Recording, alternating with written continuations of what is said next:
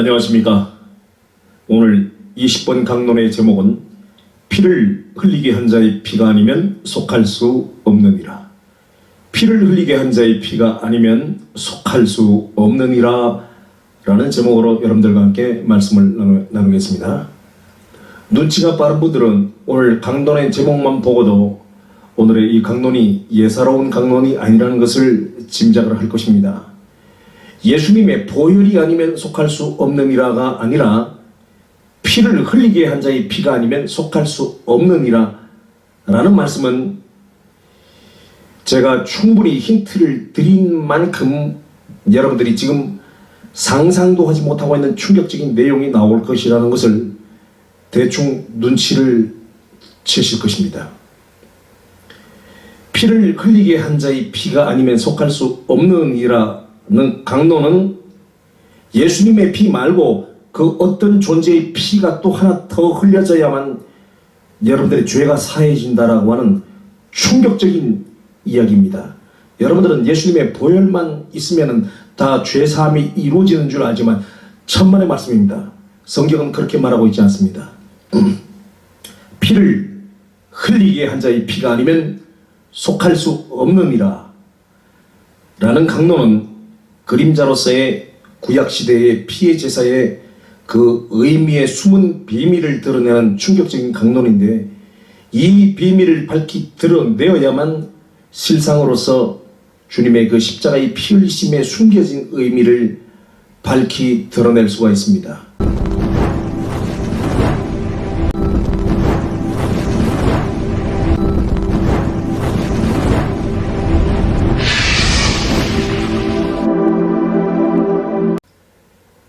선악과의 비밀을 드러낸 강론도 코페르니쿠스의 지동설보다도 더 충격적인 강론이었지만 20번 강론의 주제인 피의 제사의 비밀 역시도 신학 논리의 천지개벽과 같은 대지진을 일으키는 강론인데, 이 내용의 강론을 제가 사전에 여러분들의 눈높이를 높이는 작업을 하지 않은 채 제가 바로 강론을 들어가 버리면 모든 사람들의 성경 이해의 눈높이가 너무 낮아서 도저히 이 강론을 이해하지 못하기 때문에 기초적인 성경 상식을 좀 가르쳐서 눈높이를 어느 정도 끌어올려야만 알아들을 수가 있기 때문에 20강 강론도 1부와 2부로 나누어서 진행을 하도록 하겠습니다.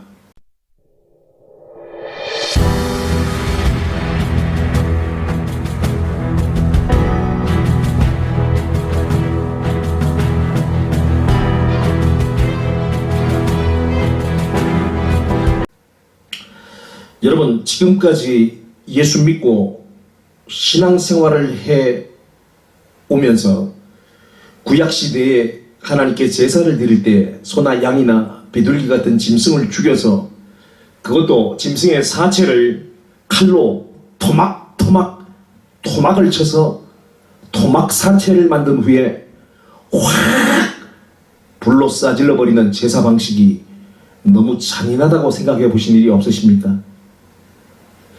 만약에 지금까지 단 한 번도 그런 생각을 해보신 일이 없다면 당연히 그 비밀도 모르고 예수를 믿은 것이고, 당신이 지금까지 믿어온 그 기독교 신앙이라는 것은 하나님의 뜻과 전혀 상관이 없는 소경들이 만들어 놓은 축복과 천국이라는 미끼를 내걸고 해온 호객 행위에 걸려서 엉터리 종교 생활을 해온 것일 뿐이고, 당신의 그 신앙생활이라는 것은 한마디로 한평생 헛지랄을 해온 것입니다. 거짓 논리에 속아서 나는 지금 죽어도 천국에 간다는 헛된 소망을 가지고 지금까지 온 것입니다. 당신이 지금까지 믿어온 그 예수 믿는 신앙생활은 성경이 말하고 있는 아버지도 모르고 아들도 모르고 성경도 모르는 하나님의 뜻과 전혀 상관이 없는 인간이 만들어 놓은 종교 형식과 교리로 엉터리 종교 생활을 해온 것인데, 당신은 지금 죽으면 분명히 지옥으로 갑니다. 만약 당신이 천국을 간다면 내 손에 장을 지져도 좋습니다. 소경들은 구약시대의 피의 제사의 의미를 인간의 죄를 걸머지고 대신 죽으시는 예수님의 대속의 죽음으로만 생각을 해왔고 그것밖에는 모르고 있습니다. 짐승을 죽여서 칼로 쳐서 토막사체를 만든 후에 확 불로 싸질러버리는 구약시대의 피해 제사 역시도 은혜와 진리라고 하는 두 개의 관점으로 보지 않으면 예수님의 그 십자가의 죽으심의 의미를 전혀 모르고 예수를 엉터리 교리로 믿어온 것입니다. 구약시대에 짐승을 죽여서 피를 흘리는 그 피해 제사의 의미는 은혜의 관점으로는 인간의 죄를 대신 걸머지고 죽으시는 예수님의 대속의 죽으심을 가리키지만, 죽인 짐승의 사체를 칼로 쳐서 토막 사체를 만든 후에 사체를 불에 태우는 번제 행위는 진리의 관점으로 하나님께 반역하고 인간을 죽인 사탄에 대한 하나님의 진노의 표출이며, 인간이 사탄에게 행하는 복수의 사례라는 사실을 알아야만 신약시대 예수님의 십자가의 죽으심의 의미를 정확하게 아는 것이고, 기독교 신앙의 본질이 단지 대속의 주님을 믿고 찬양하는 것만이 아니라 사탄의 대가리를 뽀개서 지옥불에 던지는 사탄 심판을 집행하는 것이 기독교 신앙의 본질이라는 것을 알게 되어집니다. 온 천하를 꿰이는 거짓말쟁이 거짓사업이 사탄에 대한 분노가 이글이글 타오르지 않는 사람들은 지금 기독교 신앙의 본질이 무엇인지도 전혀 모르고 엉터리 신앙생활을 해오고 있는 것입니다.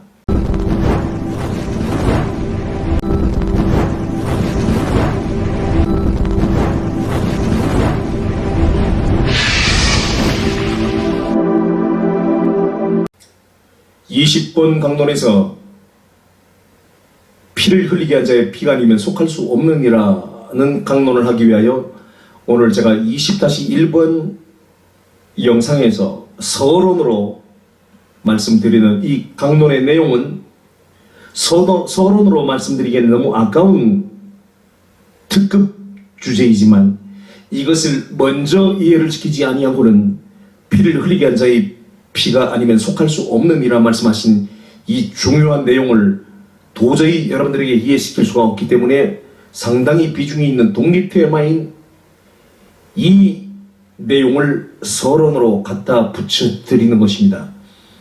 그러니까 오늘 20-1번 영상에서 해드리는 강론은 저의 비밀 시리즈 강론 17개 테마 중에 하나인 안식일의 비밀이 풀려야 성경에 풀린다 라는 대주제의 핵심 부분에 해당하는 내용을 제가 지금 해드리는 겁니다. 안식일의 비밀이 풀려야 성경에 풀린다라는 강론도 70개의 강론으로 70강으로 구성된 아주 초특급 테마입니다.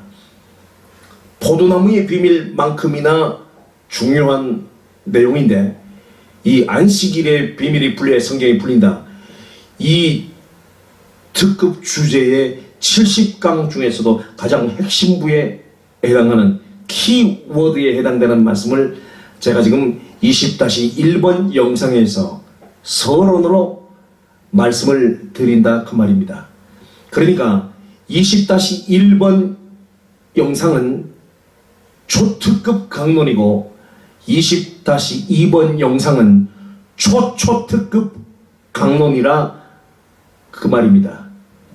20-2번 영상의 강론은 피를 흘리게 한 자의 피가 아니면 속할 수 없느니라는 말씀을 증거하는데, 지금의 신학 논리를 근본적으로 뒤집어 엎는 신학 논리의 혁명이라고 말할 수 있습니다. 20번 강론은 너무나 중요한 강론이니까 이 비밀을 알게 되어지면 성경이 무섭게 열리기 시작합니다. 기대하시고 들으셔도 좋습니다.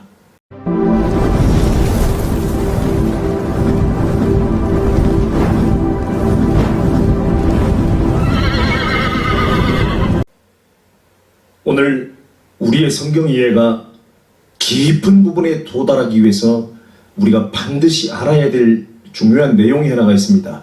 그것은 무엇이냐면, 하나님은 시청각 교육의 대가이시다. 하나님은 시청각 교육의 대가이시다 라는 사실입니다. 로마서 1장 20절의 말씀을 보시면, 창세로부터 그의 보이지 아니하는 것들 곧 그의 영원하신 능력과 신성이 그 만드신 만물에 분명히 보여 알게 되나니 그러므로 저희가 핑계치 못할지니라. 하나님께서는 당신의 능력과 신성과 당신의 목적을 계시하기 위해서 하나님께서 만물을 창조하셨는데, 하나님께서 만들어 놓으신 그 만물을 보게 되면은 그 하나님이 만드신 만물 속에 하나님의 능력과 신성과 하나님의 목적이 다 계시가 되어 있다는 것입니다. 그래서 그런 것들을 봄으로써 너희가 몰라서 그랬다라고 핑계치 못할 것이라고 하나님께서 미리 다 예표로서 보여주었다는 것입니다. 하나님은 시청과 교육의 대가이십니다.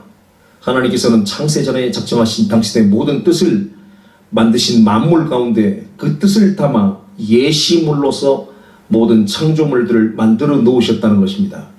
세 개의 하늘로 이루어진 하늘과 우주의 형태는 천국의 새 구획을 의미하며, 하늘의 해와 달과 별들의 공전과 자전은 하나님의 작정하신 심판과 구원의 시간표를 나타내는 거대한 시계이며, 만드신 세 개의 하늘과 바다와 육지에 채워놓으신 생명체들, 곧 공중의 새와 바다의 물고기와 땅의 짐승과 육축은 하늘과 바다와 육지를 장악하고 있는 세상 임금 사탄의 상징들로 만들어졌으며, 남자와 여자의 육체는 그리스도와 교회를 보여주는 상징적인 모형과 특징들을 가지도록 지어놓으셨습니다.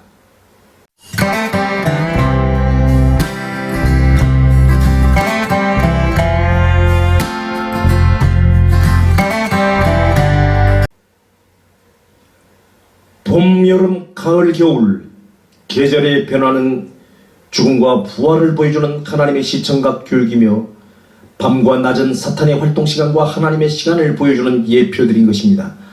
하나님의 만드신 세계의 모든 창조물들과 우주의 법칙과 인체의 신비 속에는 하나님의 모든 비밀들이 다 숨겨져 있습니다.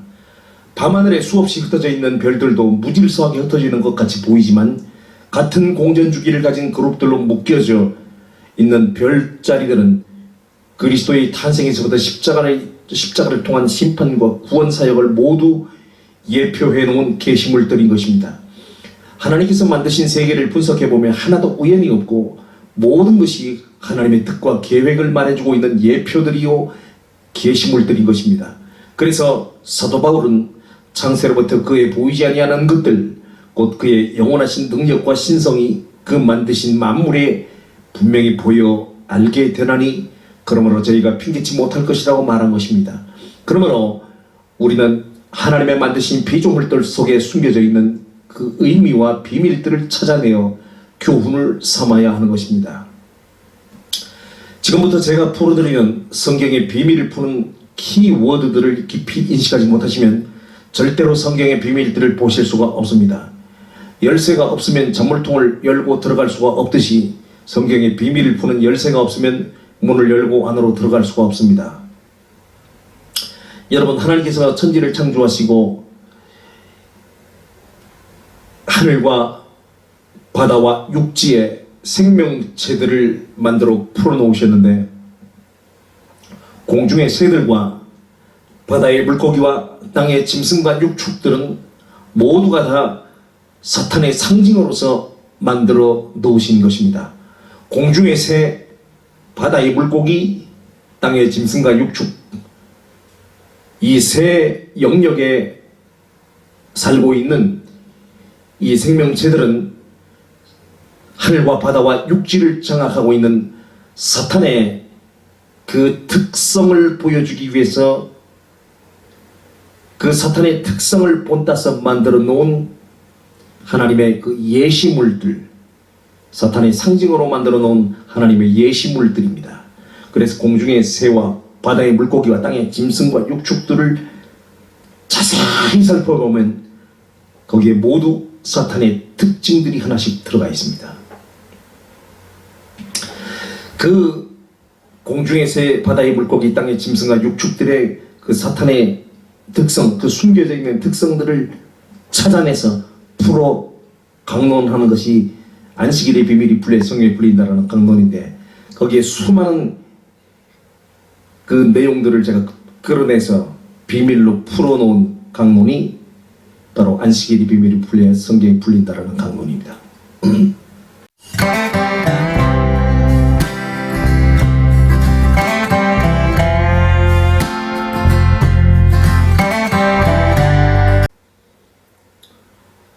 하나님이 가라사대 물들은 생물로 번성케 하라. 땅 위 하늘의 공창에는 새가 날으라 하시고, 하나님이 큰 물고기와 물에서 번성하여 움직이는 모든 생물을 그 종류대로, 날개 있는 모든 새를 그 종류대로 창조하시니 하나님의 보시기에 좋았더라. 이해력이 부족한 사람들이 가장 많이 하는 질문이 바로 이 부분입니다.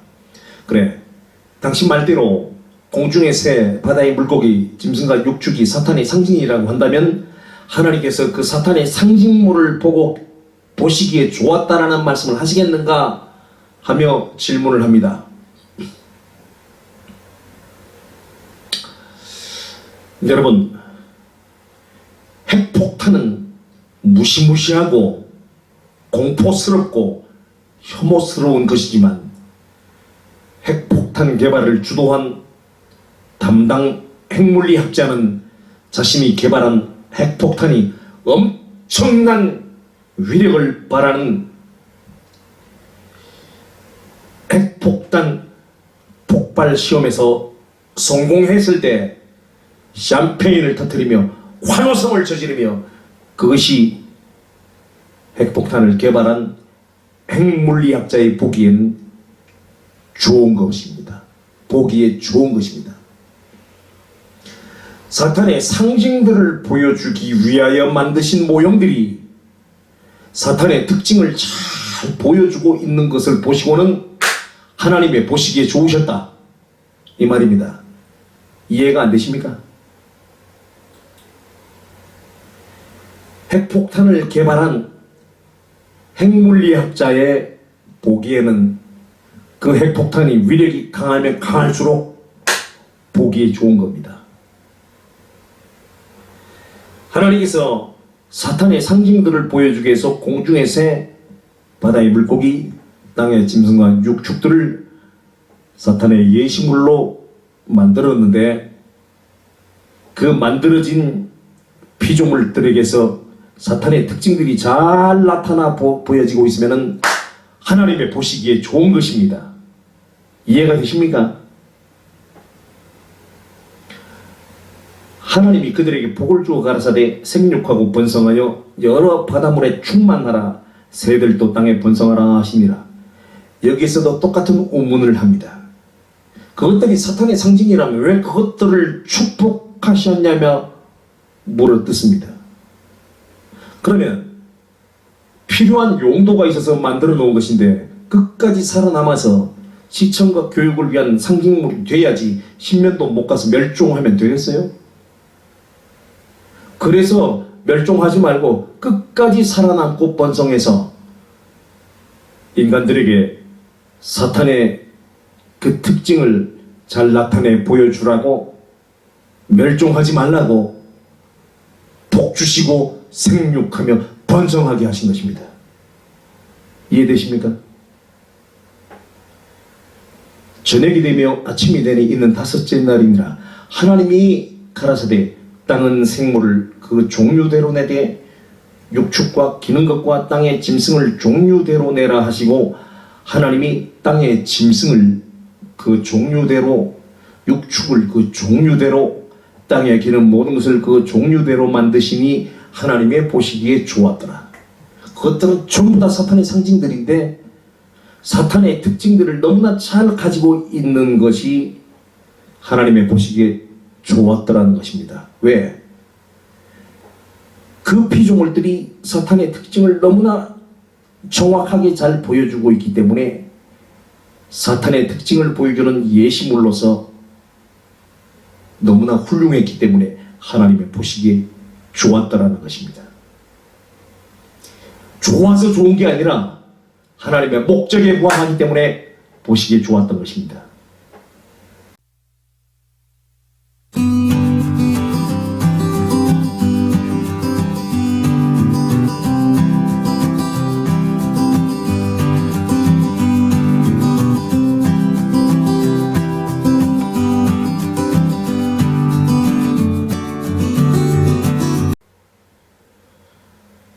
두 번째로 우리가 알아야 될 것은 하나님의 형상대로 지음을 받은 사람들은 정복자로 세우셨다라는 사실을 아셔야 합니다. 창세기 1장 26절로 31절의 말씀을 보시면은 하나님이 가라사대 우리의 형상을 따라 우리의 모양대로 우리가 사람을 만들고 그로 사람으로 하나님의 형상을 따라 지음을 받은 사람들로 바다의 고기와 공중의 새와 육축과 온 땅과 땅에 기는 모든 것을 다스리게 하자 하시고, 하나님이 자기 형상 곧 하나님의 형상대로 사람을 창조하시되 남자와 여자를 창조하시고 하나님이 그들에게 복을 주시며 그들에게 이르시되 생육하고 번성하여 땅에 충만하라 땅을 정복하라 바다의 고기와 공중의 새와 땅에 움직이는 모든 생물을 다스리라 하시니라. 정복하라, 다스리라. 바다의 고기와 공중의 새와 땅에 움직이는 모든 생물을 정복하라, 다스리라. 하나님이 가라사대 내가 온 지면에 씨 맺는 모든 채소와 씨 가진 열매 맺는 모든 나무를 너희에게 주노니 너희 식물이 되리라. 또 땅의 모든 짐승과 공중의 모든 새와 생명이 있어 땅에 기는 모든 것에게는 내가 기는 모든 푸른 내가 모든 푸른 풀을 식물로 주노라 하시니 그대로 되니라. 하나님이 그 지으신 모든 것을 보시기에 심히 좋았더라.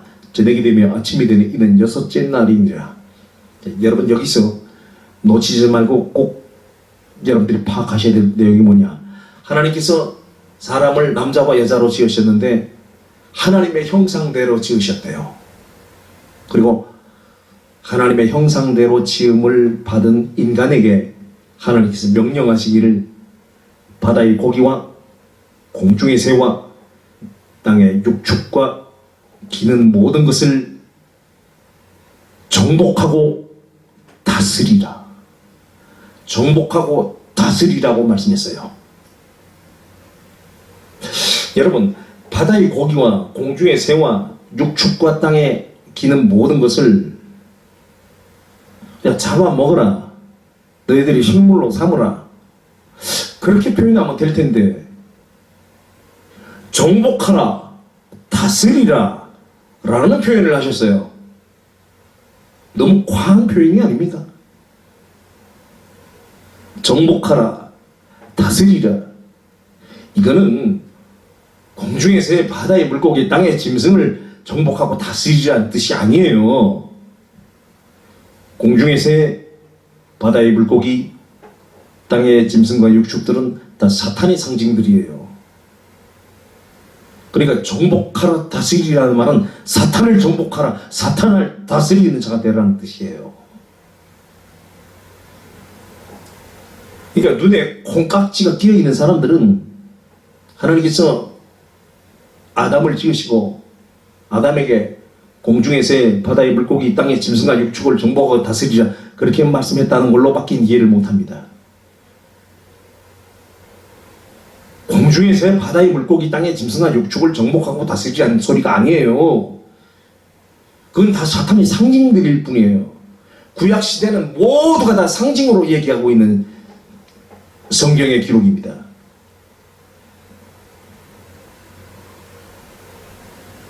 하나님의 형상대로 지음을 받은 인간에게 사탄의 특징을 보여주기 위해서 만든 공중의 새, 바다의 물고기, 땅의 짐승과 육축을 정복하고 다스리라는 것은 하나님과 사탄의 대리전쟁을 말하는 거예요. 인간은 하나님의 형상대로 지음을 받았고 공중의 새, 바다의 물고기, 땅의 짐승과 육축은 사탄의 형상으로 만들어진, 사탄의 특징을 보여주는 피조물로 만들어진 거예요. 그러니까 하나님의 형상을 보여주는 사람을 통해서 사탄의 특징을 가지고 있는 그 피조물들을 정복하고 다스리게 하심으로써 사탄을 정복하고 다스리는 하나님의 그 뜻을 인간에게 계시하시고 알게 하시고 보여주신 것이에요. 이것을 보지 못하시는 분들은 성경을 절대로 깊이 알 수가 없습니다.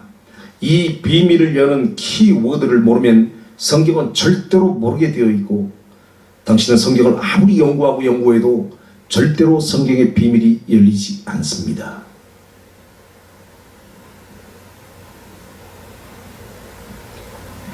하나님께서 아담과 하와를 지으신 다음에 공중에서의 바다의 물고기, 땅의 짐승과 육축을 정복하고 다스리라고 말씀하셨거든요.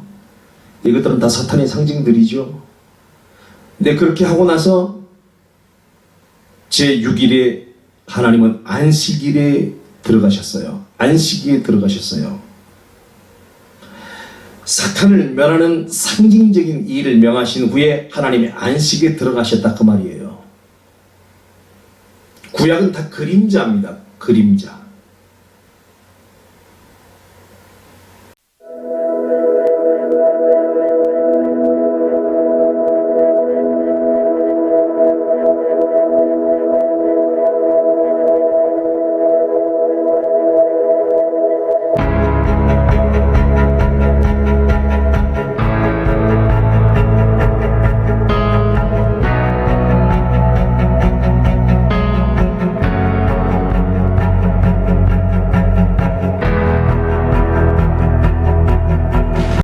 이사야 46장 9절로 10절의 말씀을 보시면 너희는 옛적 일을 기억하라 하고 말씀하고 있어요. 옛적 일이 어떤 일일까요? 너희는 옛적 일을 기억하라 그런데 옛날에 있었던 무슨 일을 기억하라는 거죠. 문맥을 보시면, 그 뒤에 이어지는 문맥을 보시면 그 옛적 일이 무엇에 관한 말씀인지 우리가 알 수 있습니다. 다시, 너희는 옛적 일을 기억하라. 옛적 무슨 일? 이어지는 문맥을 보세요. 나는 하나님이라. 나 외에 다른 이가 없느니라. 나는 하나님이라. 나 같은 이가 없느니라. 너무나 당연한 말씀을 왜 강조하셔야만 했죠? 어떤 놈이 나도 하나님이다 라고 자기의 신성을 주장한 놈이 있었다는 거예요. 나도 하나님이다 라고 주장한 놈이 있었다는 거예요. 나도 하나님이다 라고 주장한 그 존재가 누구죠? 바로 사탄입니다. 다시 읽습니다. 너희는 옛적 일을 기억하라. 그 옛적 일은 무슨 일일까요? 사탄의 반역 사건을 얘기하는 거예요. 어떻게 알 수 있나요? 이어지는 뒤에 문맥을 보면 알 수 있어요. 너희는 옛적 일을 기억하라. 나는 하나님이라. 나 외에 다른 이가 없느니라. 나는 하나님이라. 나 같은 이가 없느니라. 문맥에서 벌써 증명됐잖아요. 그러니까 너희는 옛적 일을 기억하라는 그 옛적 일은 사탄의 반역 사건을 얘기하는 거예요. 나도 하나님이다 라는 주장을 했던 사탄의 반역 사건을 말하는 거예요. 나는 하나님이라. 나 외에 다른 이가 없느니라. 나는 하나님이라. 나 같은 이가 없느니라. 내가 종말을 처음부터 고하며, 누구의 종말? 사탄의 종말. 내가 종말을 처음부터 고하며. 여러분들 창세기 1장을 딱 읽으면서 벌써 하나님께서 사탄을 멸하시기로 작정했다는 사실을 창세기 1장에서부터 발견하셔야 돼요. 창세기 1장, 2장, 3장 성경 초반부터 하나님께서 사탄을 멸망시키기로 작정을 하셨구나 라는 사실을 딱 캐치한 사람들은 성경을 정확하게 해석하고 들어갑니다. 그런데 창세기 1장, 2장, 3장 초반부터 벌써 인간의 반역, 인간의 타락과 하나님의 구원 이따위 자다가 봉창 두드린 소리 하면요, 그 사람은 성경 해석이 빗나갈 수밖에 없는 겁니다. 성경의 첫 단추를 잘못 끼운 거예요. 창세기 1장부터 벌써 사탄의 상징들을 만들어 놓고, 공중의 새, 바다의 물고기, 땅의 짐승과 육축, 사탄의 상징들을 만들어 놓고 나서 하나님께서 하나님의 형상대로 사람을 지으시고 사람에게 공중의 새, 바다의 물고기, 땅의 짐승과 육축을 정복하고 다스려라 라는 명령을 하시고 나서 하나님은 안식일에 들어갔어요. 안식에 들어갔어요.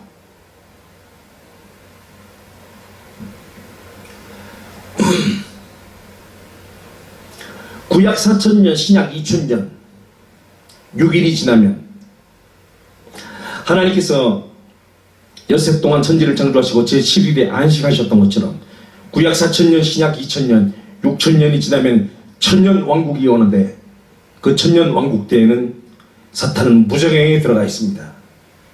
사탄 심판이 끝난 거예요.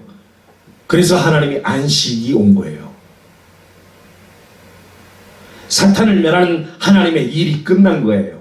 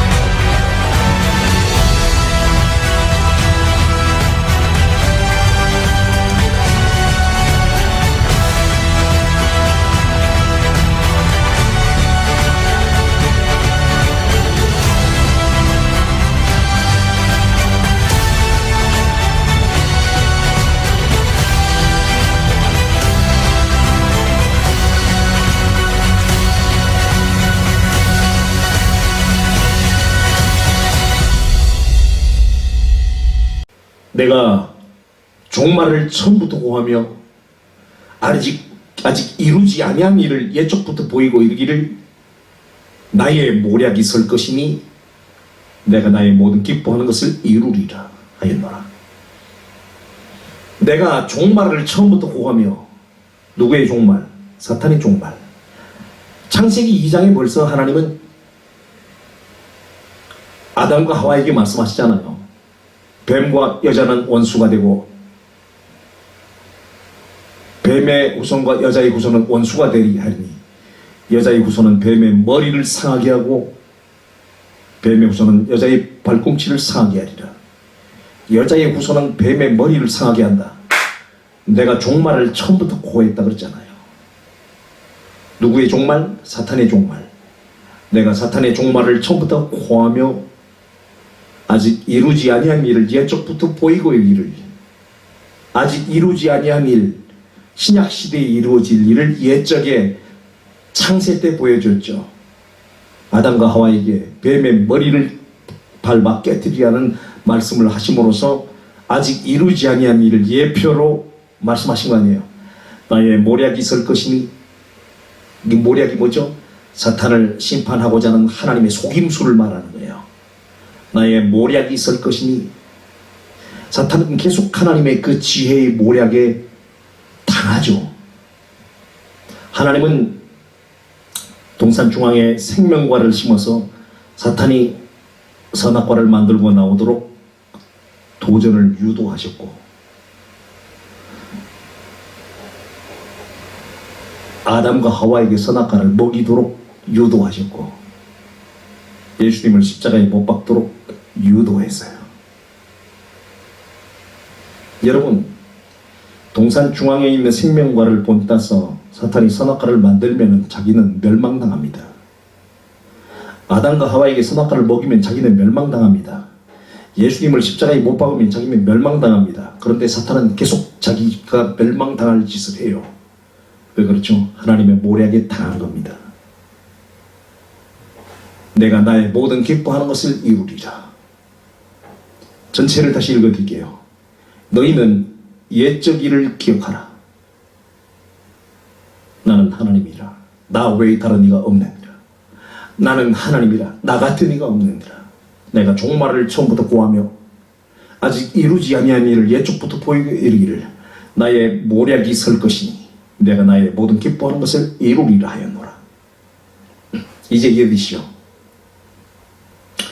하나님께서 하늘과 바다와 육지를 누비는 생물들을 먼저 만들어 놓은 다음에 사람을 지으시고 사람에게 그것들을 정복하고 다스리라고 말씀하셨는데, 사탄의 상징들을 사람보다 먼저 지으신 것은 사탄이 이 우주 공간에 사람보다 먼저 들어와 있었음을 보여주시기 위함이었습니다.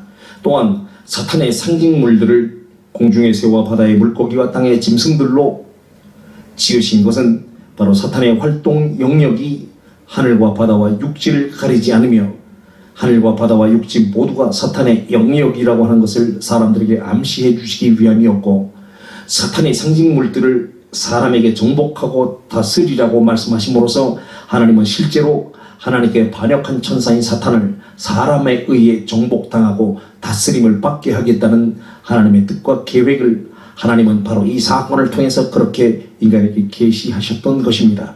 그래서 하나님은 이 일을 다 하신 후에야 비로소 그의 모든 일을 쉬시며 안식에 들어가셨는데, 이것은 우리도 하나님과 같이 사탄을 멸하는 일을 다 마치고 하나님처럼 안식에 들어가 저 천국에 들어가서 안식하게 하실 것이라는 것입니다. 그러니까 이 땅에서 진리의 말씀으로 무장하여 사탄을 정복하고 다스리는 자가 되지 못하면 안식 곧 천국에 들어가지 못한다는 얘기가 되는 것입니다. 사탄의 상징들을 지으시고 그 사탄의 상징들을 정복하고 다스릴 사람을 지으신 후에 안식에 들어가신 하나님은 장차 사탄을 정복하고 다스릴 교회 곧 성도가 사탄을 정복하고 다스린 후에 하나님이 주시는 영원한 안식처인 천국에 들어갈 것을 상징하는 안식일을 지키라고 구약시대의 성도들에게 명하셨던 것입니다. 그러나 그리스도가 이 땅에 오셔서 십자가로 사탄을 직접 심판해버리신 후에는 더 이상 사탄의 상징들인 소, 양, 비둘기 같은 짐승을 죽이는 제사가 필요가 없기에 구약의 제사가 폐해진 것이고, 성령을 받은 성도들이 진리의 말씀과 천사들의 권능으로 사탄을 직접 심판해버림으로써 하나님이 받으시는 산 제사를 드릴 수가 있게 된 것입니다. 그러니까 구약의 안식일을 지키라는 명령은 그리스도가 오셔서 십자가로 사탄을 멸하는 심판을 이룰 때까지만 필요했던 상징적인 율례였고, 우리가 장차 하나님의 안식처인 천국에 들어갈 일의 모형적인 율례로 명하셨던 것입니다. 사탄을 정복하고 다스리는 자만이 하나님의 안식처인 천국에 들어가 영원한 안식을 누리게 된다는 것을 사람들에게 계시하신 말씀과 사건이 바로 창세기 1장 20절 31절의 말씀인 것입니다. 그러므로 창세기 1장은 성경 66권이 계시하고 장차 일어날 일들을 보여주는 압축 파일인 것입니다. 이것은 하나님의 뜻과 경륜을 사람에게 계시하신 대사건이었습니다. 그래서 존귀에 처하나 깨닫지 못하는 자는 멸망하는 짐승과 같다는 것입니다. 자, 이제부터 공중의 새, 바다의 물고기, 땅의 짐승과 육축이 왜 사탄의 상징인지 좀 더 자세하게 분석해 들어가겠습니다.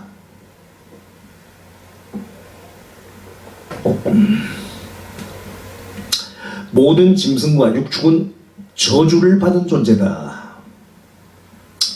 모든 짐승과 육축은 저주를 받은 존재다 라는 사실을 꼭 기억하시기 바랍니다. 창세기 3장 1절의 말씀을 보시면은, 지금부터 잘 들으셔야 됩니다. 창세기 3장 1절, 여호와 하나님이 지으신 들짐승 중에 뱀이 가장 간교하더라. 질문하겠습니다. 뭐가 간교해요? 뭐가 간교해요? 뱀이?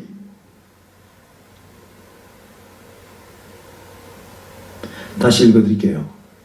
여호와 하나님이 지으신 들짐승 중에 뱀이 가장 간교하더라. 질문하겠습니다. 뭐가 간교해요? 뱀이? 이렇게 물어보면요. 100이면 100명이 다 뱀이 간교하다라고 말합니다. 정신 똑바로 차리세요. 두 눈 크게 뜨고 자세히 보시라 그 말입니다. 뱀이 간교한 게 아니고요. 들짐승들 전체가 다 간교하대요. 들짐승 중에 여호와 하나님이 지으신 들짐승 중에 뱀이 가장 간교하더라. 뭐가 간교해요? 들짐승 전체가 다 간교해요. 근데 뱀은 조금 더 간사하더라는 거예요. 들짐승들 전체가 다 간교한데 그 중에 뱀이 가장 간교하더래요. 성경 똑바로 보시려니까 이거 얘기해드리면요 사람들이 다 깜짝 놀래요. 뱀만 간교한 줄 알고 있었단 말이에요. 그러니까 사람들은 성경을 볼 때 지 보고 싶은 것만 보는 거예요. 딱 주입당한 논리, 딱 주입당한 논리에 의해서 강조된 것만 보는 거예요. 지가 보고 싶은 것만 보는 거예요. 여러분, 뱀이 간교한 게 아니고 들짐승 전체가 다 간교했습니다. 여호와 하나님이 지으신 들짐승 중에 뱀이 가장 간교하더라. 뭐가 간교해요? 들짐승 전체가 다 간교했다니까. 왜? 공중의 새, 바다의 물고기, 땅의 짐승과 육축은 전부 다가 사탄의 상징들로 만들어졌어요. 그렇기 때문에 들짐승도 전체가 다 간교한 거예요. 그런데 뱀이 간교하기로 치면 1등이다 그 말이에요. 뱀이 가장 간교하더라 그 말이에요. 질문하겠습니다. 뭐가 간교해요? 뱀이? 정신 똑바로 차리고 두 눈 똑똑히 뜨고 보시란 말이에요. 다시 묻겠습니다. 뭐가 간교해요? 모든 짐승들이 다 간교했습니다. 그런데 뱀이 좀 더 간교했습니다. 그 전에는 전혀 인식하지 못하고 있었던 새로운 사실이지요.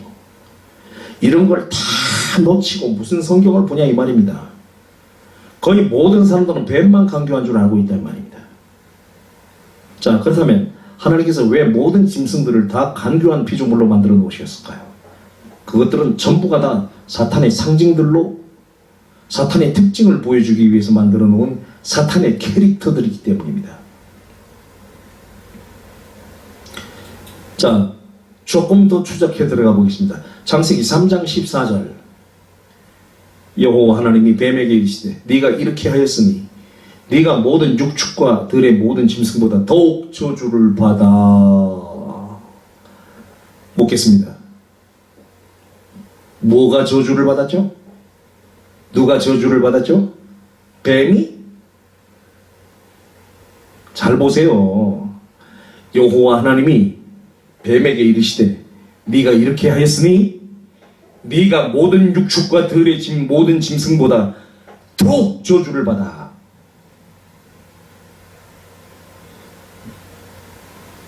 뭐가 저주받았어요? 뱀이? 정신 차리시라니까. 눈을 똑바로 뜨시라니까. 뭐가 저주받았어요? 모든 육축과 들의 모든 짐승들이 다 저주를 받았어요. 근데 뱀은 조금 더 저주를 많이 받았어요.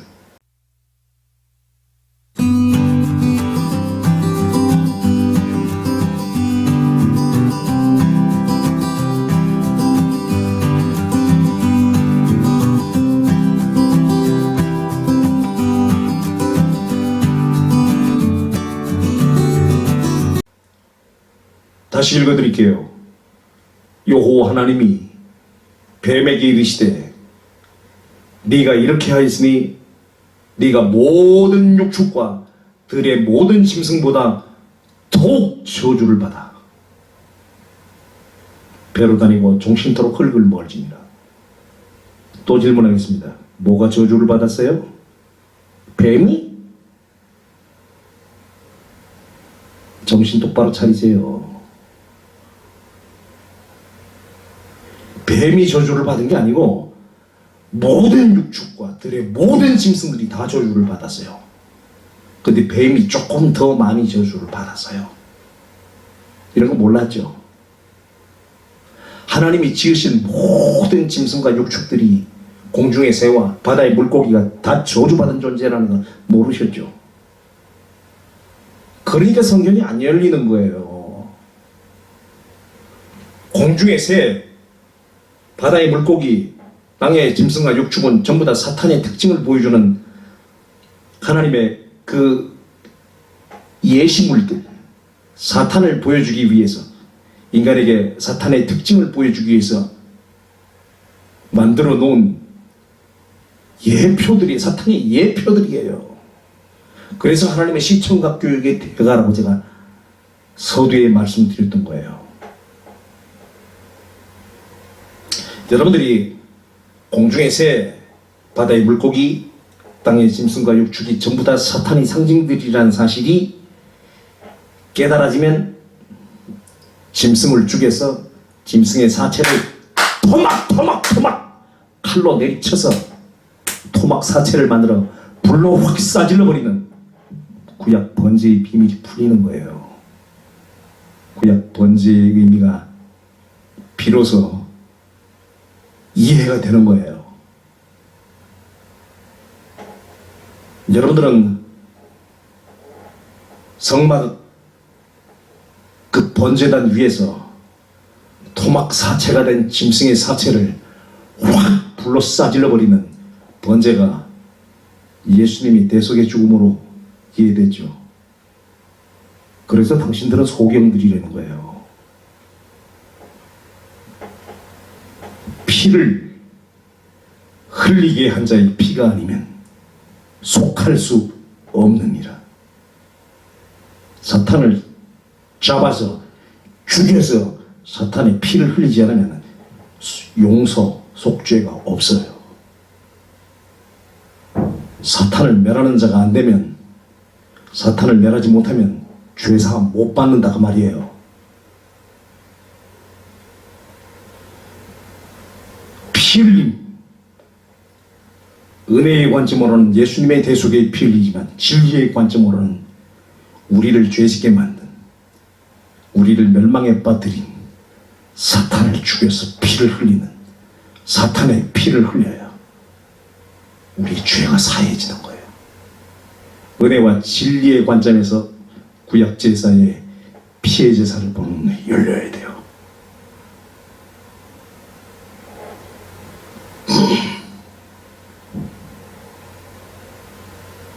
다시 한번 질문하겠습니다. 뭐가 저주를 받았어요? 뱀이? 모든 육축과 들의 모든 짐승이 다 저주를 받았습니다. 이게 뭔 소리요? 소, 염소, 돼지, 개, 닭, 오리, 토끼, 양, 사슴, 표범, 호랑이, 곰, 멧돼지, 사자, 기린, 얼룩말, 하마, 이런 짐승들이 언제 하와이에 선악과 따먹으라고 꼬인 적이 있습니까? 그런데 이런 모든 짐승과 육축들이 도대체 무슨 저주를 받을 짓을 했다고 저주를 하셨단 말입니까? 이거 아주 충격적인 얘기 아닙니까? 그런 모든 짐승들이 뭔 짓을 했기 때문에 저주를 받은 게 아니고 사탄의 상징들로 만들어진 존재이기 때문에 태생적으로 하나님의 저주를 받은 존재들이에요. 여러분, 이걸 보는 눈이 없으면은 성경이 열린다는 것은 기대하지 말아야 됩니다. 여러분, 안식일의 비밀이 제 강론이 70강인데요. 그 강론 내용 전체가 다 짐승들, 공중의 새, 물고기가 어떻게 저주를 받은 존재인가, 성경적인 사실과 현실 속에서 나타나는 징조들을 탁탁탁탁탁탁 대입시키면서 제가 확실하게 증명해드려요. 예. 이거 보는 눈이 열려야 성경이 열린단 말이에요. 이걸 모르는 사람이 성경을 이해한다? 이걸 모르는 사람이 성경을 가르친다? 귀신 씨나라 까먹는 소리 하고 있는 거예요. 자다가 봉창 두드리는 소리 하고 있는 거예요. 제가 세미나를 하면서 수많은 사람들에게 이걸 물어보았지만 이런 부분을 정확하게 인식하고 있는 사람은 단 한 명도 본 적이 없습니다. 모든 짐승과 육축들, 이 범주에는 하늘에 날고 땅에 기고 뛰는 모든 것이 다 포함된 것입니다. 계속 성경들을 추적하면 결국은 다 아시겠지만 바다의 물고기들도 당연히 다 포함된 것입니다. 이들은 전부가 다 저주를 받은 것들입니다. 그렇다면 하나님께서 하늘과 바다와 육지에 날고 뛰고 헤엄치는 모든 피조물들을 왜 저주하셨나 이 말입니다. 이런 피조물들이 언제 하와를 꼬인 적이 있습니까? 그들의 행위와 상관없이 그런 피조물들은 전부가 다 사탄의 캐릭터를 보여주기 위해서 만드신 사탄의 상징물들이기 때문에 생길 때부터 저주를 받은 존재들로 지어놓은 것입니다. 이것을 모두가 다 깨달으셔야 합니다. 이것은 굉장히 중요한 문제입니다. 동의하실 수 있겠습니까? 굉장히 충격적인 얘기죠. 이런 기초적인 것들을 이해하지 못하면 구약 번제의 비밀을 이해할 수가 없어요. 구약의 번제의 의미를 이해할 수가 없어요. 좀 더 보겠습니다. 창세기 9장 1절로 3절. 하나님이 노아와 그 아들들에게 복을 주시며 그들에게 이르시되 생육하고 번성하여 땅에 충만하라. 땅의 모든 짐승과 공중의 모든 새와 땅에 기는 모든 것과 바다의 모든 고기가 너희를 두려워하며 너희를 무서워하리니 이들은 너희 손에 붙이었습니다. 무릇 산동물은 너희의 식물이 될지라.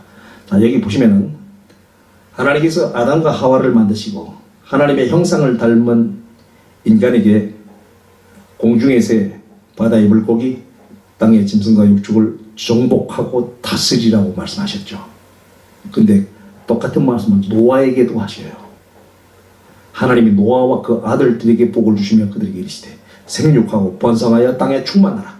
땅의 모든 짐승과 공중의 모든 새와 땅에 기는 모든 것과 바다의 모든 고기가 너희를 두려워하며 너희를 무서워하리니 이들은 너희의 손에 붙이었습니다. 표현만 다르지 땅의 모든 짐승, 공중의 모든 새, 땅에 기는 모든 것, 바다의 모든 고기를 정복하고 다스리라는 말과 정확하게 똑같은 맥락의 말씀입니다. 단지 표현만 다를 뿐이에요. 아담과 하와에게는 이런 것들을 정복하고 다스리라고 그랬고 노아에게는 너희를 두려워하며 너희를 무서워하리니 이들은 너희 손에 붙이었음이라고 표현합니다. 표현만 다르지 의미는 똑같다 이 말이에요.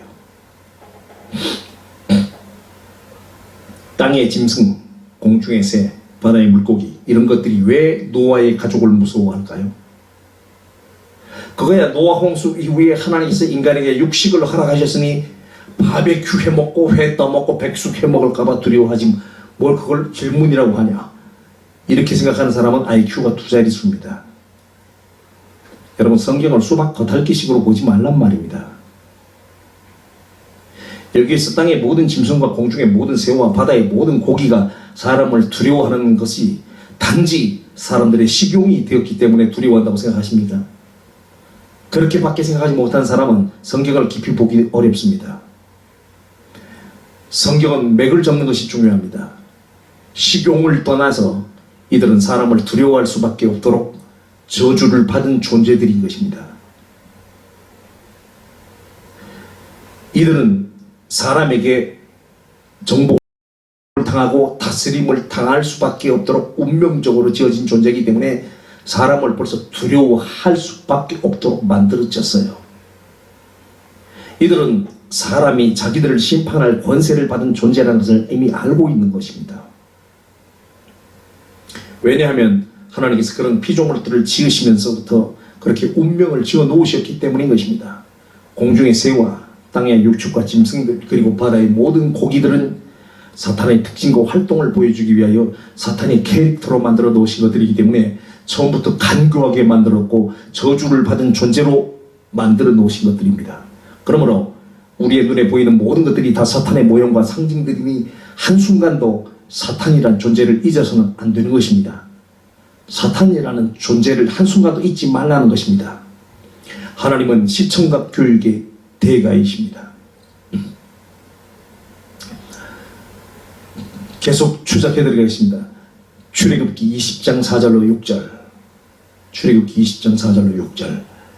너를 위하여 새긴 우상을 만들지 말고 너를 위하여 새긴 우상을 만들지 말고 그 다음에 나오는 말이 중요합니다. 너를 위하여 새긴 우상을 만들지 말고 또 위로 하늘에 있는 것이나 아래로 땅에 있는 것이나 땅 아래 물속에 있는 것에 아무 형상이든지 만들지 말며 그것들에게 절하지 말며 그것들을 섬기지 말라. 잘 들으세요. 너를 위하여 새긴 우상을 만들지 말고 라고 말씀하신 다음에 그 다음에 이어서 나오는 말씀을 보면 위로 하늘에 있는 것이나 위로 하늘에 있는 게 뭐죠? 공중의 새죠. 아래로 땅에 있는 것이나 땅의 짐승과 육축이죠. 땅 아래 물속에 있는 것 바다의 물고기죠. 이런 것들을 언급하신 다음에 아무 형상이든지 만들지 말며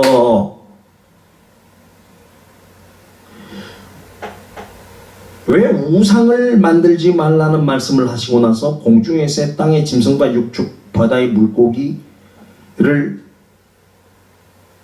형상을 만들지 말라고 말씀했을까요?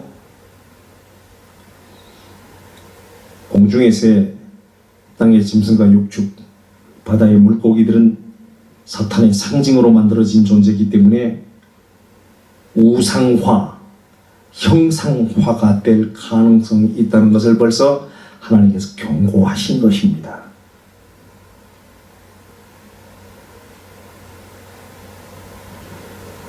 너를 위하여 새긴 우상을 만들지 말고 어떤 것들이 우상이 될 가능성이 있느냐? 위로 하늘에 있는 것이나 아래 땅에 있는 것이나 땅 아래 물속에 있는 것에 아무 형상이든지 만들지 말며 위로 하늘에 있는 게 뭐예요? 공중의 새.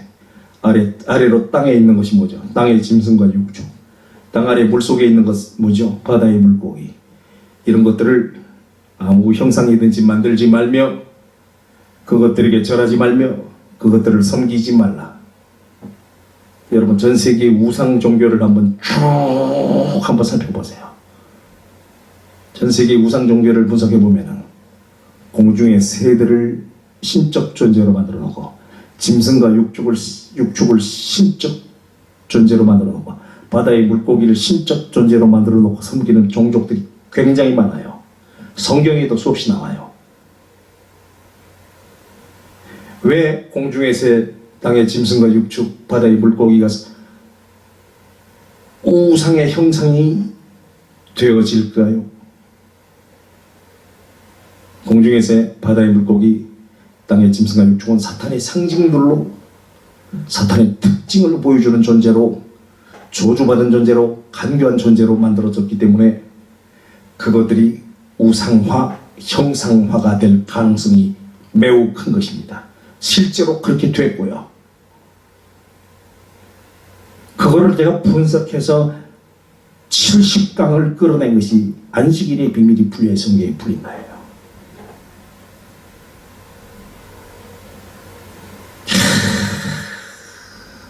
제 그 강론을 들어보시면요, 강론을 들을 때마다 그냥 가슴이 철렁철렁 내려앉을 겁니다. 하나님의 말씀은 얼마나 정확하고 하나님의 말씀은 얼마나 무서운지. 하나님이 말씀하신 그대로 다 되었어요. 우상을 만들지 말라고 하나님께서 경고를 하시면서 이상하게 공중의 새, 땅의 짐승과 육축들, 그리고 바다의 물고기들을 거론하십니다. 왜 그러셨을까요? 아무 관련이 없는데 이런 말씀을 하셨을까요? 성경을 연구하는 사람들은 형사 콜롬보처럼 예리해야 합니다. 이런 것들은 전부가 다 사탄의 상징들로 만들어졌기 때문에 우상의 형상으로 만들어질 가능성이 크기 때문에 그렇게 말씀하셨던 것입니다. 전 세계의 우상 종교들을 분석해 보면요, 동물, 새, 물고기를 신으로 숭배하고 형상을 만들어 놓은 것들이 얼마나 많은지 모릅니다. 한번 찾아보세요. 수없이 많이 나옵니다. 신명기 4장 15절로 18절 또 읽겠습니다. 여호와께서 호렙산 화염 중에서 너희에게 말씀하시던 날에 너희가 아무 형상도 보지 못하였은즉 너희는 깊이 삼가라. 두렵건대 스스로 부패하여 자기를 위하여 아무 형상대로든지 우상을 새겨 만들되 그 다음에 이어지는 말이 중요합니다. 남자의 형상이라든지 여자의 형상이라든지 땅 위에 있는 아무 짐승의 형상이라든지 하늘에 나는 아무 새의 형상이라든지 땅 위에 기는 아무 곤충의 형상이라든지 땅 아래 물속에 있는 아무 어족의 형상이라든지 만들까 하노라. 여기 또 나오잖아요. 여호와께서 호렙산 화염 중에서 너희에게 말씀하시던 날에 너희가 아무 형상도 보지 못하였은지 너희는 삼가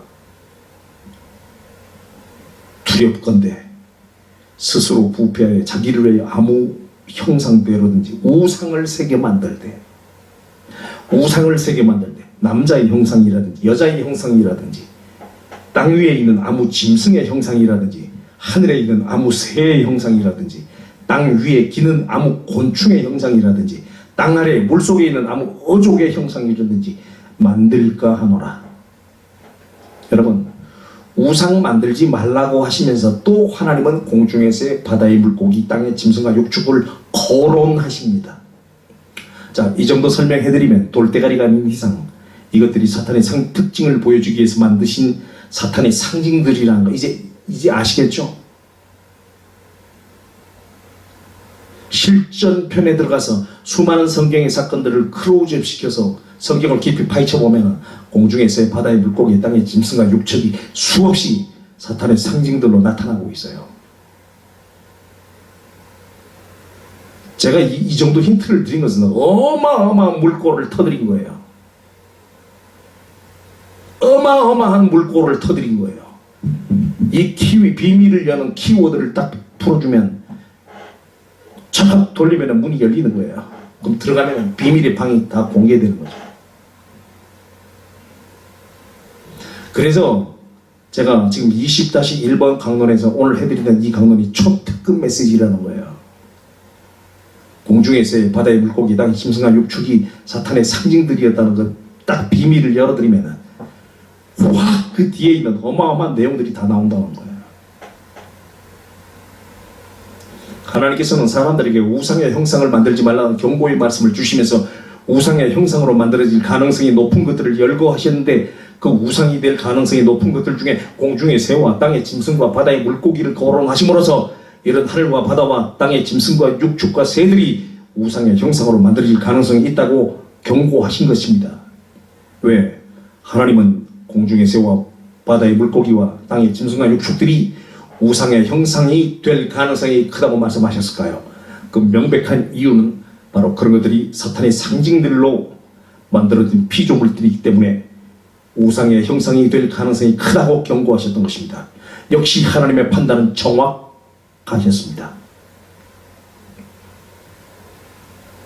예레미야 27장 5절의 말씀을 보시면 나는 내 큰 등과 나의 등팔로 땅과 그 위에 있는 사람과 짐승들을 만들고 나의 소견에 오른 대로 땅을 사람에게 주었노라. 여기 지금 하나님께서 짐승을 만드는 말씀을 하고 계신데요. 근데 서두의 말이 중요합니다. 나는 내 큰 등과 나의 등팔로 짐승들을 만들었고 나의 소견에 오른 대로 땅을 사람에게 주었노라. 여러분, 나는 내 큰 등과 나의 등팔로, 이게 왜 나왔느냐? 하나님께서 꼭 심판을 행하실 때 나의 큰 등과 나의 등팔로 저를 치리라, 저를 징계하리라, 저를 멸하리라. 꼭 하나님은 심판을 명하실 때 보면 내 큰 등과 나의 등팔로 라는 이런 표현을 앞세우세요. 그러니까 나는 내 큰 등과 나의 등팔로, 요 수식어는 하나님이 심판을 집행하실 때 따라붙는 수식어예요. 나는 내 큰 등과 나의 등팔로. 벌써 이 수식어가 나오면 뒤에 얘기는 안 읽어봐도 심판이구나 라고 딱 나와요. 하나님은 짐승을 만든 이야기를 하시면서 왜 나는 내 큰 등과 나의 등팔로, 이 말씀을 왜 하셨느냐? 짐승들은 하나님의 심판을 당할 사탄의 모형들로 만들어졌다는 거예요. 구약시대는 전부가 다 모형으로 말씀하시는 시대입니다. 예수님이 오시고 나서부터는 더 이상 모형은 필요 없고, 모형을 통해서 보여준 실상, 그 심판의 직접적인 의미를 나타내신 거예요.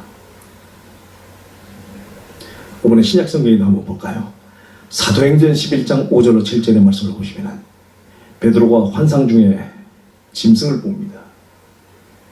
내가 욥바성에서 기도할 때에 비몽사몽간의 환상을 보니 큰 보자기 같은 그릇을 내 귀를 메어 하늘로부터 내려와 내 앞에까지 들이오거늘 이것을 주목하여 보니 땅에 네 발 가진 것들과 짐승과 기는 것과 공중에 나는 것들이 보이더라. 또 들으니 소리 있어 내게 이르되 베드로야 일어나 잡아먹어라 하거늘. 여러분, 베드로가 지붕 위에 올라가서 기도를 하고 있는데 환상이 보였죠. 하늘이 열리고 하늘에서 보자기가 하나 내려오는데 큰 보자기가 내 귀퉁이가 매여 있고 그 보자기 안에 베드로가 주목해서 보니까 땅에 네 발 가진 짐승과 들짐승과 기는 것과 공중에 나는 것들이 보이더라. 그러니까 공중의 새, 땅의 짐승과 육축들이 그 보자기 안에 들어있었죠. 그건 뭐죠? 다 사탄의 상징들이죠. 그런데 위에서 큰 음성이 들리기를 베드로야 일어나 잡아 먹어라 음성이 들려왔어요. 이 말씀은 베드로에게 기대 걸르지 말고 제때 식사하라는 얘기가 아닙니다. 이것은 곧 사탄을 잡아먹어라, 곧 사탄을 멸하라는 명령입니다. 근데 사탄을 멸하라 그러면 될 텐데 왜 하나님은 내 보자기에 쌓여있는 네 발 가진 짐승들, 기는 것들, 공중에 나는 것들을 보여주시면서 잡아먹으라 그랬을까요? 이건 다 사탄의 상징들이잖아요. 그러니까 베드로에게 사탄을 멸하는 자가 되라는 말씀인 것입니다. 이사야 49장 20절의 말씀, 존귀에 처나 깨닫지 못하는 사람은 멸망하는 짐승 같도다. 이렇게까지 자세히 설명해 준데도 이해를 못하면은 멸망하는 짐승 같다는 거예요. 시편 8편 1절로 9절의 말씀을 다시 한번 보겠습니다. 또 다른 데 한번 보겠습니다. 시편 8편 1절로 9절. 여호와 우리 주여, 주의 이름이 온 땅에 어찌 그리 아름다운지요. 주의 영광을 하늘 위에 두셨나이다. 주의 대적을 인하여 주의 대적을 인하여 어린아이와 젖먹이의 입으로 말미암아 권능을 세우시며 이는 원수와 보수자로 잠잠케 하려 하심이니이다. 주의 손가락으로 만드신 주의 하늘과 주의 베풀어 두신 달과 별들을 내가 보오니 사람이 무엇이간데 주께서 저를 생각하시며 인자가 무엇이간데 주께서 저를 권고하시나이까. 저를 천사보다 조금 못하게 하시고 영화와 존귀로 관을 씌우셨나이다. 주의 손으로 만드신 것을 다스리게 하시고 만물을 그 발 아래 두셨으니. 자, 여기 주목하세요. 주의 손으로 만드신 것을 다스리게 하시고 만물을 그 발 아래 두셨다. 주의 손으로 만드신 것이 뭐죠? 공중의 새, 바다의 물고기, 땅의 짐승과 육축들. 그걸 아담에게 정복하고 다스리라고 말씀했잖아요. 노아에게 그것을 잡아먹으라 그랬잖아요.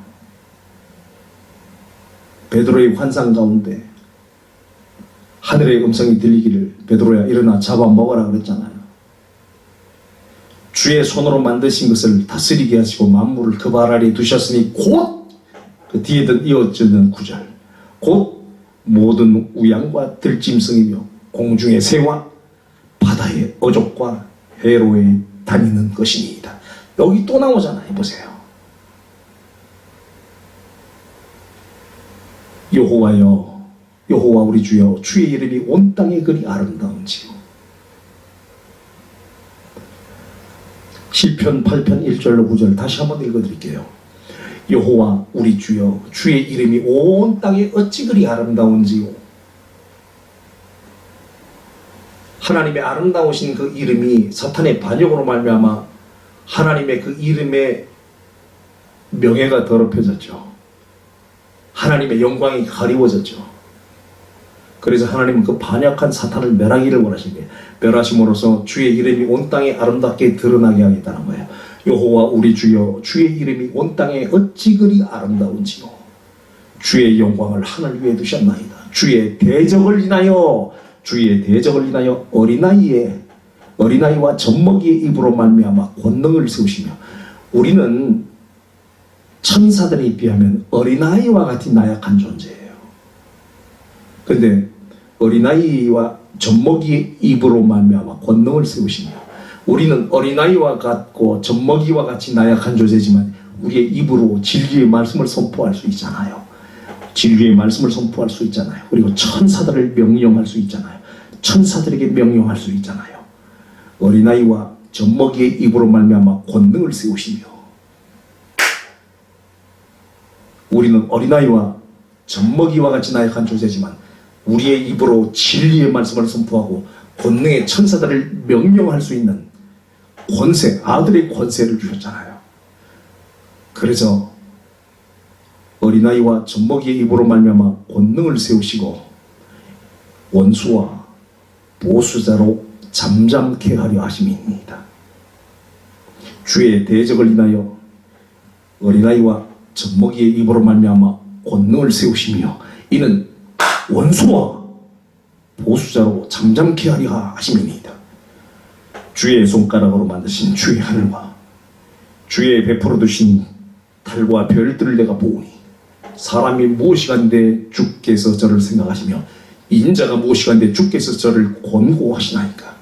저를 천사보다 조금 못하게 하시고 영화와 존귀로 관을 씌우셨나이다.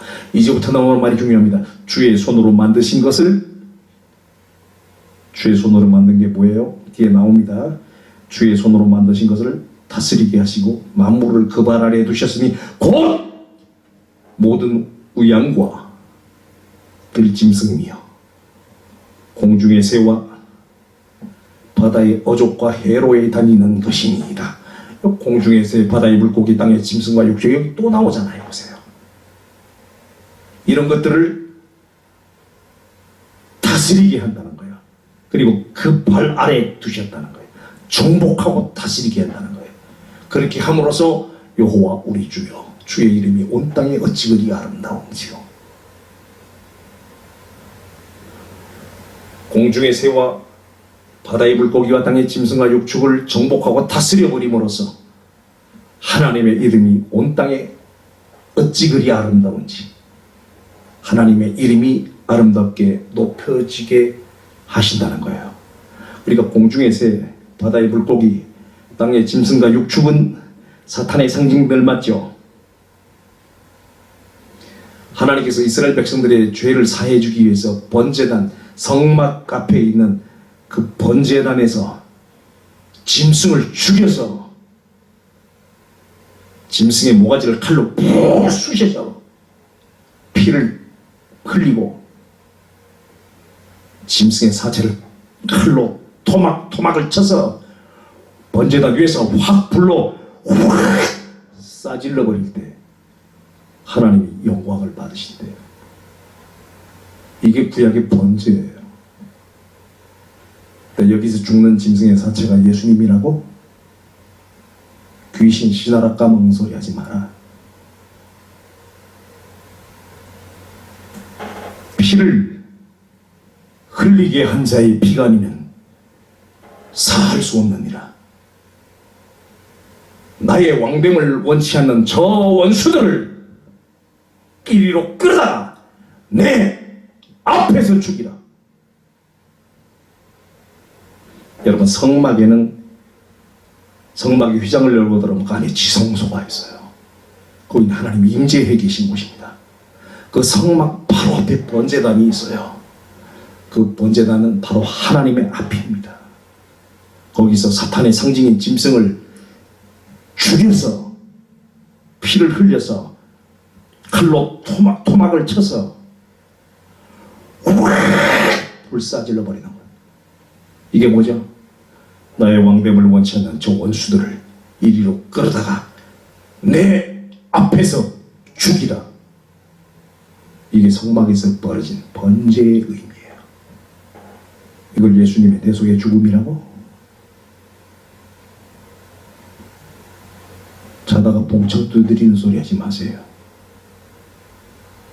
귀신 신하라 까먹는 소리 하지 말라고. 구약시대의 피 흘림의 제사는 은혜와 진리의 관점으로 보아야 돼요.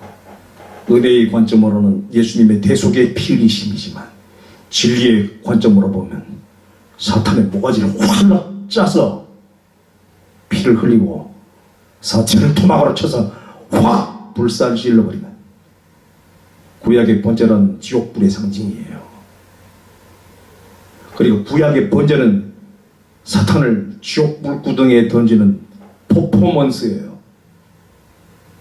이걸 할 때 하나님은 그 향기를, 그 짐승이 타는 그 냄새, 향기를 하나님이 받으시고 그 백성의 죄를 사해 줬어요. 여러분, 구약의 피의 제사의 비밀을 이해하지 못하면 성경이 안 열립니다.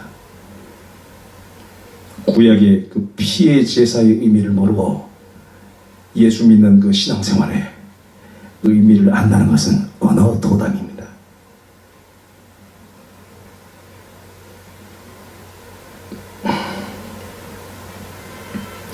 어린아이의 입으로 말미암아 곧 성도의 혀의 권세로 말미암아 성도의 입에서 선포되는 진리의 말씀으로 말미암아 천사들을 명령할 수 있는, 천사들을 부릴 수 있는 아들의 권세로 말미암아 권능의 천사를 내세워서 하나님의 원수 사탄을 그 발 아래 밟아버리게 함으로써 그 원수는 곧 모든 우양과 들짐승이며 공중의 새, 바다의 어족과 해로이 다니는 것이라고 말씀하심으로써 공중의 새, 바다의 물고기, 땅의 짐승과 육축들은 곧 사탄의 상징들로 만들어진 것이라는 것을 다시 한번 증명해주고 있는 것입니다.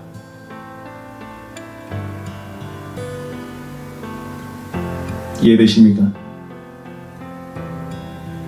욥기서 12장 7절, 욥기서 12장 7절. 이제 모든 짐승들에게 물어보라. 모든 짐승들에게 물어보라. 그것들이 내게 가르치리라. 공중의 새에게 물어보라. 그것들이 또한 내게 구하리라. 땅에게 말하라. 내게 가르치리라. 바다의 고기도 내게 설명하리라. 이 무서운 말씀이에요. 이제 모든 짐승들에게 물어보라. 그것들이 내게 가르치리라. 공중의 새에게 물어보라. 그것들이 또한 내게 고하리라. 땅에게 말하라. 내게 가르치리라. 바다의 고기도 내게 설명하리라. 공중의 새, 바다의 물고기, 땅의 짐승과 육축은 사탄의 상징 맞아요 아니에요? 맞아요 아니에요? 모르겠거든 물어보래요. 짐승한테 물어보래. 공중의 새한테 물어보래. 바다의 물고기한테 물어보래. 그러면 그것들이 네게 가르쳐 줄 것이다. 너에게 가르쳐 줄 것이다. 그것들이 너에게 고할 것이다. 그것들이 너에게 설명해 줄 것이다. 이렇게까지 표현하고 있어요. 이렇게까지 설명해 준데도 못 깨달으면 멸망하는 짐승이에요. 당신은 멸망하는 짐승이에요. 존귀에 처하나 깨닫지 못한 자는 멸망하는 짐승과 같도다. 공중의 새, 바다의 물고기, 땅의 짐승과 육축들은 사탄의 상징들로서 사람들에게 교훈을 주시기 위한 목적으로 만들어진 피조물들이 틀림없지요. 그래서 그것들은 다 저주받는 것들이에요. 다 간교하라고 그러세요. 공중의 새, 바다의 물고기, 땅 위의 짐승들을 통해서 나타난 사탄의 특성들을 풀어낸 70개의 강론이 안식일의 비밀이 풀린 성경이 뿐이다라는 강론이에요. 성경에 이런 비밀 키워드를 알아야만 하나님의 비밀들이 적나라하게 다 드러나는 것입니다. 이제 구약시대의 피의 제사의 의미가 조금씩 보이기 시작한 것입니다. 20-2번 강론에서 피를 흘리게 한 자의 피가 아니면 속할 수 없느니라 말씀하신 그 의미를 확실하게 여러분들에게 보여드리겠습니다. 여러분들이 이 사실을 깨닫게 되면 김교계의 구석사 신앙 논리는 그냥 폐기 처분시켜야 된다는 사실을 여러분들 스스로가 인정하시게 될 것입니다. 20-1번 강론은 여기까지입니다.